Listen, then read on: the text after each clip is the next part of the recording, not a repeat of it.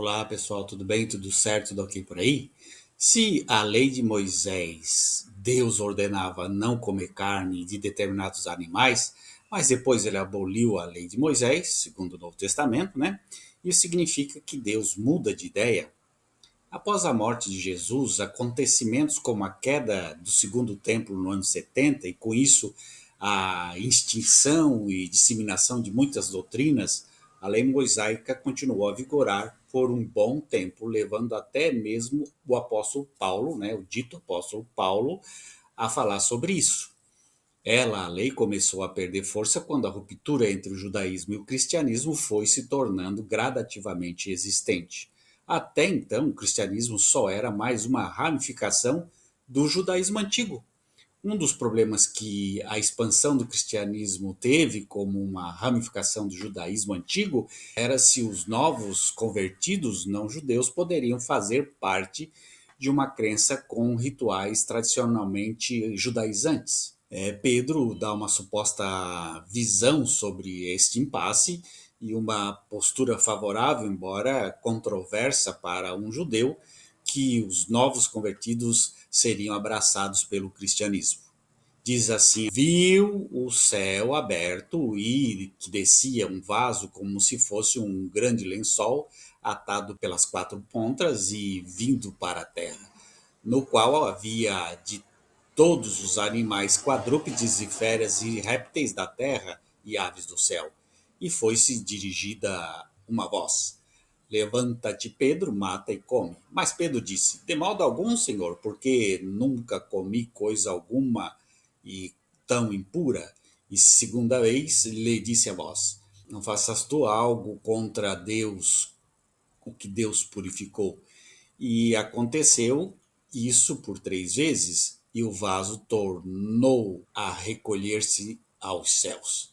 Isso está lá em Atos dos Apóstolos, capítulo 11, até o versículo 16.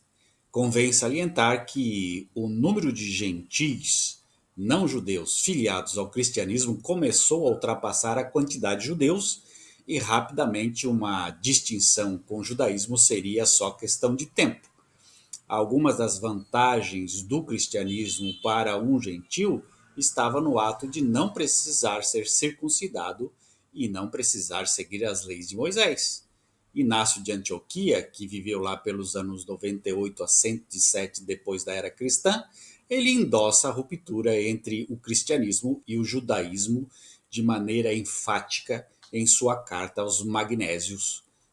O cristianismo não depositou sua fé no judaísmo, diz ele, mas o judaísmo no cristianismo, junto ao qual se reuniram todas as línguas que creem em Deus. Sendo assim, dois grupos que defendiam a permanência da lei de Moisés: os judeus nazarenos, segundo Epifânio de Samalina, nos anos 310 a 403 depois da era cristã, na sua obra Panarion, nos diz: os nazarenos são perfeitamente versados no idioma hebraico, pois toda a lei, os profetas e os chamados escritos, os livros proféticos, reis, crônicas, Esther, são lidos por eles em hebraico, assim como eles também entre os judeus. Discordam dos judeus por causa da crença em Cristo, mas não estão de acordo com os cristãos porque eles, os nazarenos, ainda são restringidos pela lei. Os judeus ebionitas, os pobres, diferenciavam-se dos nazarenos na busca pela santidade por meio da pobreza.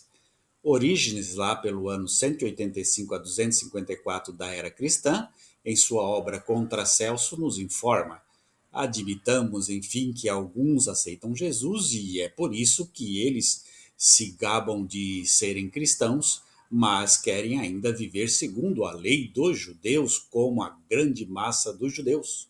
Ebionitas, os que admitem, como nós, que Jesus nasceu de uma virgem, os que não acreditam que ele tenha nascido desta maneira.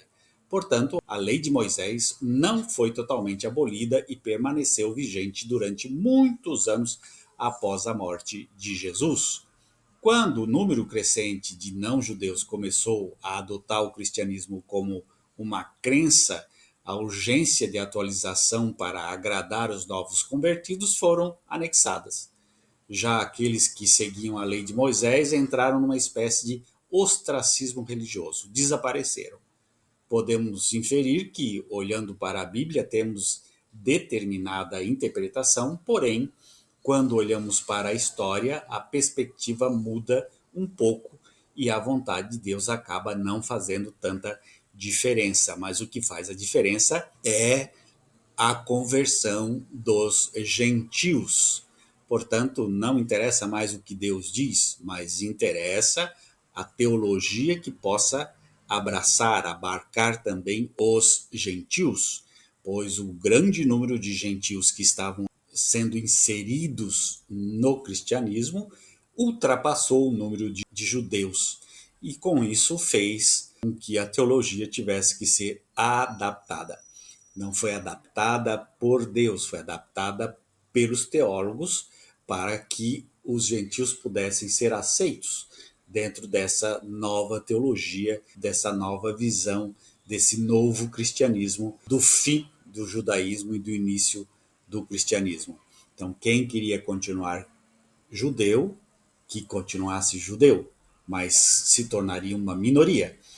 E a grande maioria dos judeus já estavam se convertendo ao cristianismo e os gentios também estavam se convertendo e precisariam se adaptar às regras, às normas. Então, gentios não poderiam mais fazer a circuncisão, mas poderiam ser aceitos no cristianismo.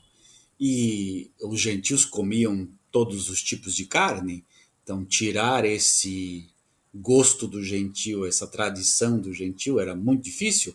Então vamos dizer que de hoje em diante pode-se comer todo tipo de carne, Deus permitiu e pronto, e acabou. E assim os gentios começaram a participar do cristianismo com mais afinco e os judeus diminuíram seu poder. É isso aí. Um grande abraço. Tchau, tchau.